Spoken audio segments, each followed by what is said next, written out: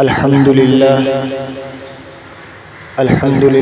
وحده لا شريك له، والصلاة والسلام على محمد لا نبي بعده، ولا رسالة بعد رسالتي، ولا نبوة بعد نبوتي، ولا كتاب بعد كتابي، ولا معصوم بعد اسمتي، ولا سنة بعد سنتي، ولا أمة بعد أمتي. صدق الله العظيم. قال الله تبارك وتعالى في القرآن المجيد: فأعوذ بالله من الشيطان الرجيم. بسم الله الرحمن الرحيم. فهل ينظرون إلا الساعة أن تأتيهم بغتة فقد جاء أشراطها فأنى لهم إذا جاءتهم ذكراهم. صدق الله العظيم. وصدق رسوله النبي الكريم، ونحن على ذلك لمن الشاهدين والشاكرين، والحمد لله رب العالمين.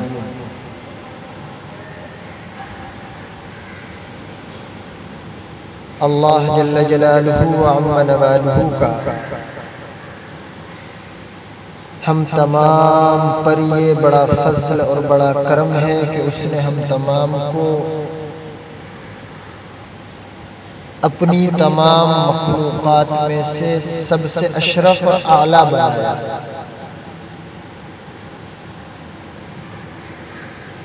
وہ چاہتا تو ہمیں چرند پرند کچھ بھی بنا سکتا تھا، اس کے اختیار میں تھا.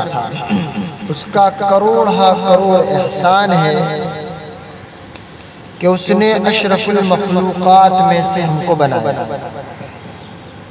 اور اشرف المخلوقات میں بھی ہمارا شمار اس نے ان لوگوں میں کرایا جو اس کی ربوبیت کا اقرار کرنے والے ہیں.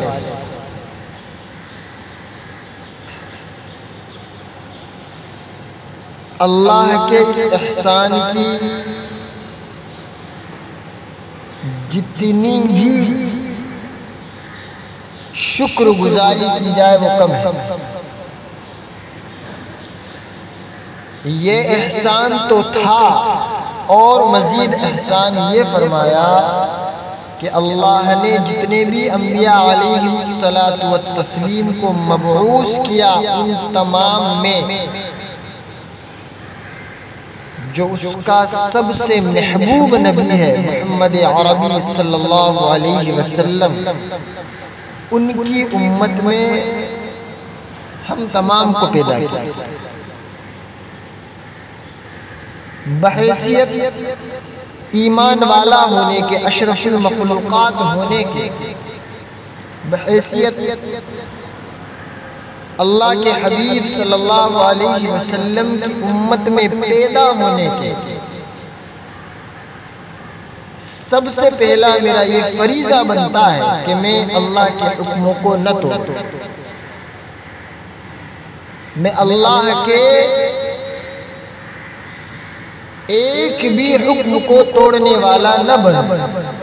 اور رسول اللہ صلی اللہ علیہ وسلم سے سچی محبت کی علامات اور نشانیاں یہ ہیں کہ میں اللہ کے رسول صلی اللہ علیہ وسلم کی حیات طیبہ کو، سنتوں کو اپنی زندگی کے اندر جان جان کر، علماء سے پوچھ کر،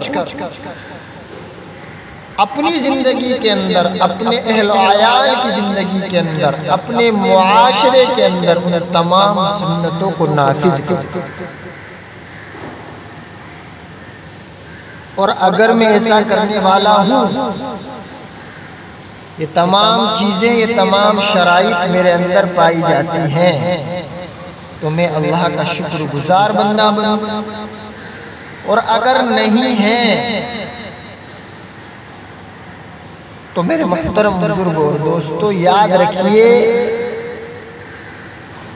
یہ میرا عمل اللہ کی ناراضگی کا سبب بنے گا۔ احادیث مبارکہ کے اندر آتا ہے، فرمایا نبی علیہ الصلوۃ والتسلیم نے کہ انسان جب گناہ کرتا ہے تو اس کے دل پر ایک کالا دھبا لگ جاتا ہے۔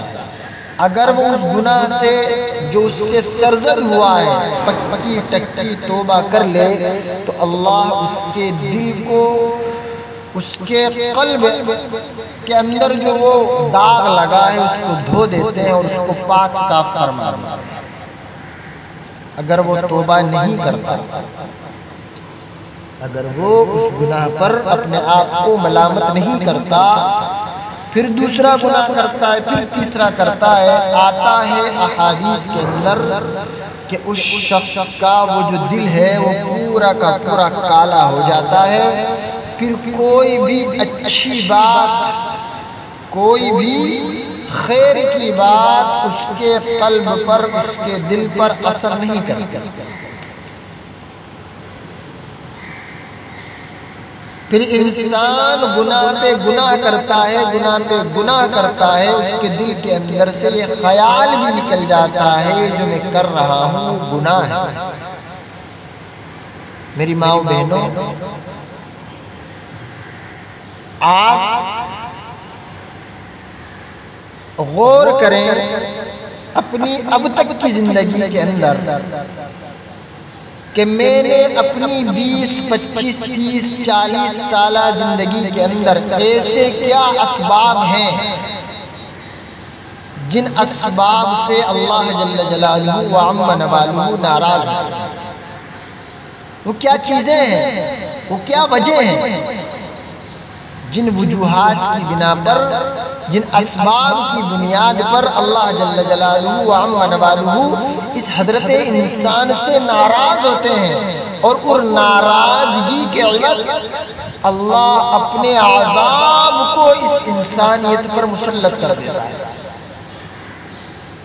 قرآن کریم کی میں نے جو آیت کریمہ تلاوت کی وہ سورہ محمد کی آیت ہے، فَهَلْ يَنظُرُونَ إِلَّا السَّاعَةَ أَن تَأْتِيَهُمْ بَغْتَةً فَقَدْ جَاءَ أَشْرَاطُهَا۔ اللہ کی ناراضگی کے اسباب پر اگر قرآن کریم کی آیات کو اگر جمع کیا جائے تو ایک ضخیم کتاب بن سکتی ہے، لیکن میں نے سورہ محمد کی آیت کو لیا، اس میں اللہ جل جلالہ فرماتے ہیں کیا وہ لوگ بس قیامت کے منتظر ہیں؟ کہنے کا منشا یہ ہے کہ ہم اللہ کی ناراضگی میں اتنا آگے بڑھ چکے ہیں، ان اسباب کی جو حد ہے اس کو اتنا آگے کراس کر چکے ہیں، اللہ ہم سے سوال کر رہا ہے فَهَلْ يَنظُرُونَ إِلَّا السَّاعَةَ، کیا وہ لوگ بس قیامت کے منتظر ہیں؟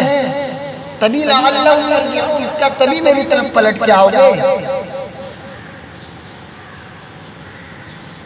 کیا وہ لوگ بس قیامت کے منتظر ہیں کہ وہ ان پر اچانک آ پڑے؟ تو یاد رکھو کہ اس کی علامتیں آ چکی ہیں، جب قیامت ان کے سامنے آ کھڑی ہوگی اس وقت ان کو سمجھنا کہاں میسر ہے۔ غور کریں میرے محترم بزرگوں اور دوستو، اللہ جل جلالہ وعم نوالہ کی نازل کردہ اس آیت کریمہ میں اللہ جل جلالہ وعم نوالہ اس حضرت انسان سے کس چیز کی طرف توجہ دلانے کی بات کر رہا ہے کہ کیا آپ لوگ اسی وقت میری طرف پلٹ کے آؤ گے جب تمہارے سامنے اچانک قیامت آ جائے گی؟ اچانک تمہارے سامنے جب میں قیامت کو برپا کر دوں گا۔ ہم میرے محترم بزرگ اور دوستو اپنی جو ہماری مختصر سی زندگی اب تک گزر چکی اس زندگی میں اپنے آپ کو کھنگالیں، اپنے آپ کو تلاش کریں کہ کوئی ہم سے ایسی بات، کوئی ہم سے ایسی چیز سرزد تو نہیں ہوئی جس سے ہم اللہ کی ناراضگی کے اسباب کو پیدا کر رہے ہیں؟ کیا ہم سے ایسا کوئی گناہ سرزد ہوا ہے یا ہم سے ایسی کوئی بات ہو گئی ہے جس سے ہمارا رب ہم سے ناراض ہے؟ اور اتنا ناراض ہے اللہ اکبر، ساری انسانیت اتھل پتھل ہے، ہر ایک آدمی پریشان ہے، لیکن اللہ ماننے کو راضی نہیں۔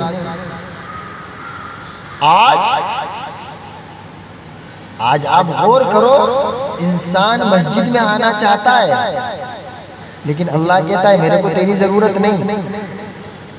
آج انسان نماز پڑھنا چاہتا ہے، سجدہ ریز ہونا چاہتا ہے، اللہ کو یاد کرنا چاہتا ہے، اللہ کے گھر کو آباد کرنا چاہتا ہے، اللہ کی ماننا چاہتا ہے، اللہ کو منانا چاہتا ہے، لیکن اللہ نے اپنے در کے دروازے اس پر بند کر دیے۔ لیکن یاد رکھو، یہ دروازے اللہ نے آپ پر ہمیشہ کے لیے بند نہیں کیے۔ ہمیں ان اسباب کو تلاشنا چاہیے جن اسباب کی بنیاد پر اللہ ہم سے ناراض ہے۔ کہ ہم سے ایسے کیا اسباب پیدا کیے ہم نے جن اسباب کی بنیاد پر اللہ ہم سے ناراض ہو گیا؟ اللہ اکبر کبیرہ۔ سب سے پہلا سبب تو میرے محترم بزرگوں اور دوستو یہی ہے کہ ہم نے کھلم کھلا اعلانیہ طور پر اللہ جل جلالہ و عم نوالہ کی نافرمانی شروع کی۔ اعلانیہ طور پر اس کا مقابلہ کرنے لگ گئے ہم گناہوں کے ذریعے سے۔ اس کے سامنے ہم گناہ کر کے سینہ چوڑا کر کے کھڑے ہوئے کہ کیا کر سکتا ہے ہمارا، تو کیا بگاڑ سکتا ہے؟ اللہ اکبر۔ یہ قیامت جو انسانوں نے برپا کی تھی میرے محترم بزرگوں اور دوستو، اس تمام کا یہ خمیازہ ہے جو حضرت انسان بھگت رہا تھا۔ انسان کو اس بات کا اندازہ نہیں تھا، انسان بے راہ روی والی زندگی گزار رہا ہے، بس گزار رہا ہے، چلے جا رہا ہے اپنی مستی میں، کوئی فکر نہیں۔ ابھی حکومت کی طرف سے آپ دیکھیں، کورونا وائرس کے مد نظر اکثر ممالک میں لاک ڈاؤن کی کیفیت ہے، جنتا کرفیو لگایا گیا ہے۔ مجال ہے مسلمان اس فرصت کے وقت کو جو اللہ نے اس کو فارغ کیا ہے، کام سے، کاروبار سے، کمانے سے، ہر چیز سے وہ اس وقت فارغ ہے۔ انسان کو عقل سلیم دوڑانی چاہیے کہ میں اس فارغ وقت میں اپنے اللہ کو منا لوں، لیکن ان فارغ وقت میں بھی میں اللہ کے حکموں کو توڑ رہا ہوں، ایسے اسباب کو پیدا کر رہا ہوں کہ اللہ کا غصہ بجائے ٹھنڈا ہونے کے اور غضبناک ہو۔ ہمارے نوجوان بچے گلی محلوں میں کرکٹ کھیل رہے ہیں، ہمارے گھروں میں ٹی وی کی آوازیں، گانوں کی آوازیں، بجانے کی آوازیں، لڑائیاں، گالی گلوچ کی آوازیں عام ہیں میرے محترم۔ آخر کیا ہو گیا انسان کو اپنے سے محبت بالکل ختم ہو گئی۔ ارے انسان کو اپنے سے اتنی تو محبت ہونی چاہیے کہ وہ خود کو جہنم سے بچا کر جنت میں لے جائے، اللہ کو راضی کر لے۔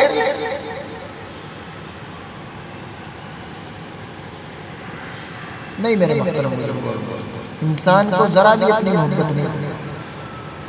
آپ غور کریں ان اسباب پر جن اسباب کی بنیاد پر اللہ جل جلالہ و عم نوالہ نے آپ سے پہلی قوموں پر عذاب مسلط کیا۔ آپ غور کریں، قوم شعیب کو دیکھیں، قوم ہود کو دیکھیے، قوم صالح کو دیکھیے، قوم عاد کو دیکھیے کہ اللہ نے ان پر عذاب کو کیوں مسلط کیا؟ کیا ایسے اسباب انہوں نے پیدا کیے کہ اللہ نے ان کے اوپر عذاب مسلط کیا، بستی کی بستیوں کو پلٹ دیا، ایک ہوا چلائی، آنن فانن ان کو ختم کر دیا۔ کیا مسلمان اپنے رسول صلی اللہ علیہ وسلم کی زبان سے سنے ہوئے ان واقعات سے عبرت حاصل نہیں کر سکتا؟ کیا مسلمان قوم عاد قوم ثمود سے عبرت حاصل نہیں کر سکتا؟ کیا مسلمان ابی بن خلف سے عبرت حاصل نہیں کر سکتا؟ ابو جہل ابو لہب سے عبرت نہیں حاصل کر سکتا؟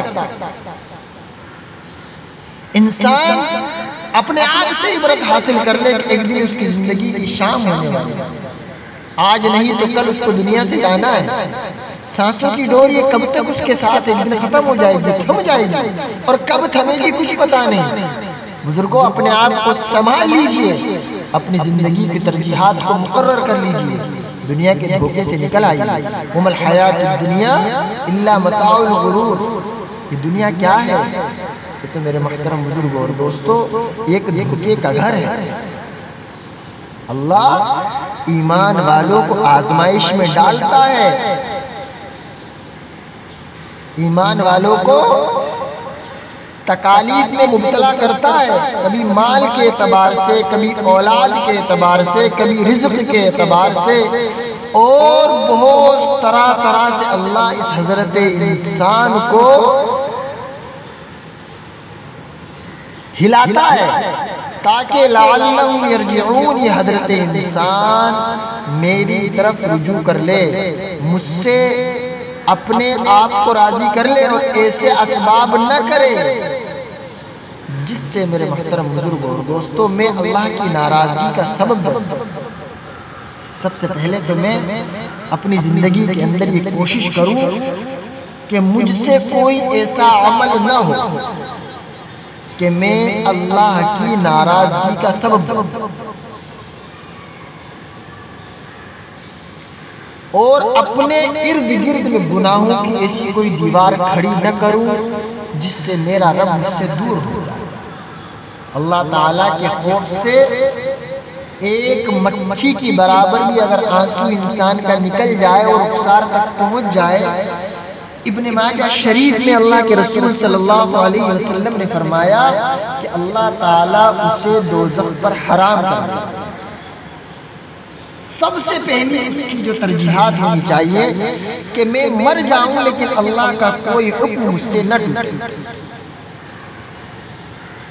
اور کوئی بھی طریقہ ایسا نہ ہو جو میری زندگی کے اندر اللہ کے رسول صلی اللہ علیہ وسلم کے طریقے کے خلاف، اور ایسا کوئی بھی اسباب میں پیدا نہ کروں جس کی اصل دین کے اندر ہے ہی نہیں۔ میں کثرت سے استغفار کروں، میں نماز کی پابندی کروں، مجھے اللہ نے مال دیا ہے تو میں غریبوں کو اس پر خرچ کروں، اس مال کو غریبوں پر خرچ کروں، اور استعداد دی ہے تو میں اللہ کے گھر کا دیدار کرنے کے لیے حج بیت اللہ جاؤں، اللہ کے رسول کے روزے پہ حاضری دوں، صدقہ دوں، مصیبت اور بلا کو ٹالوں، بیاج سے بچوں، لین اور دین سے بچوں، بیاج سود خوری سے بچوں، جھوٹ سے بچوں، زناکاری سے بچوں، غیبت سے دور رہوں، پیدائش سے لے کر موت ہونے تک جو اعمال اللہ کے رسول صلی اللہ علیہ وسلم نے اپنے صحابہ کے ذریعے ہم تک پہنچائے ہیں، میں ان تمام کو اپنی زندگی میں رائج کرنے والا ہوں۔ میں یہ نہ سوچوں کہ اللہ تعالیٰ نے جو ڈھیل دی ہے، میں ایسا نہ سمجھوں کہ اللہ تعالیٰ کی دی گئی ڈھیل کو اپنی چالاکیاں سمجھ لوں۔ بزرگوں دوستو، جب وہ رسی کھینچتا ہے تو انسان منہ کے بل گرتا ہے۔ آپ سے جو پرانے ہیں، فرعون، حامان، شداد، قارون، اوڑھ کر مٹی کی چادر بے نشاں ہو جائیں گے، ایک دن آئے گا ہم بھی داستہ ہو جائیں گے۔ اس چیز کو میرے محترم بزرگوں اور دوستو ہم لوگ ہمیشہ اپنے سامنے رکھیں کہ اللہ نے بڑے بڑوں کو کس طرح زیر کیا، بڑی بڑی بادشاہت والوں کو، بڑے بڑے مال والوں کو، بڑے بڑے اسباب والوں کو، بڑے بڑے محلات والوں کو اللہ نے زیر کیا۔ اور اگر اللہ کسی کو دوست رکھتا ہے تو وہ صرف انہی کو جو اللہ کے نزدیک متقی ہے، اللہ کے نزدیک پرہیزگار ہے، اللہ کی ناراضگی کے اسباب سے بچتا ہے، اللہ کے ناراض ہونے سے ڈرتا ہے، رسول اللہ صلی اللہ علیہ وسلم کے طریقے کو چھوڑنے میں اپنی موت سمجھتا ہے،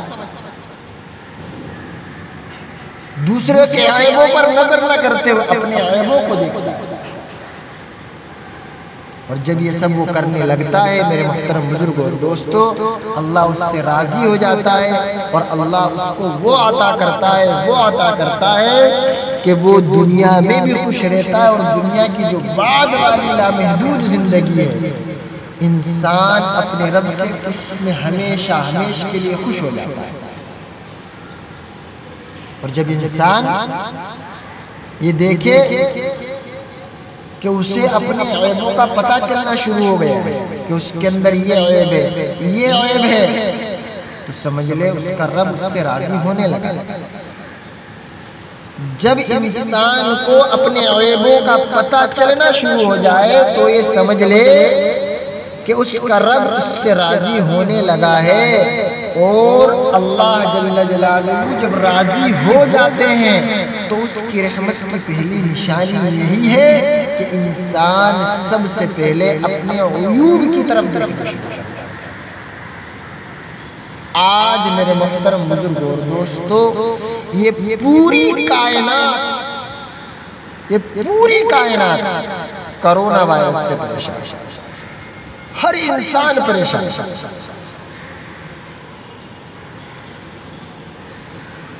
ہر انسان پریشان، ہر ایک پتہ نہیں کون بچتا ہے کون رہتا ہے، رہے گا وہی میرے محترم بزرگوں اور دوستو جو اللہ کے حکم اور رسول اللہ صلی اللہ علیہ وسلم کے طریقے پر زندگی گزارے گا۔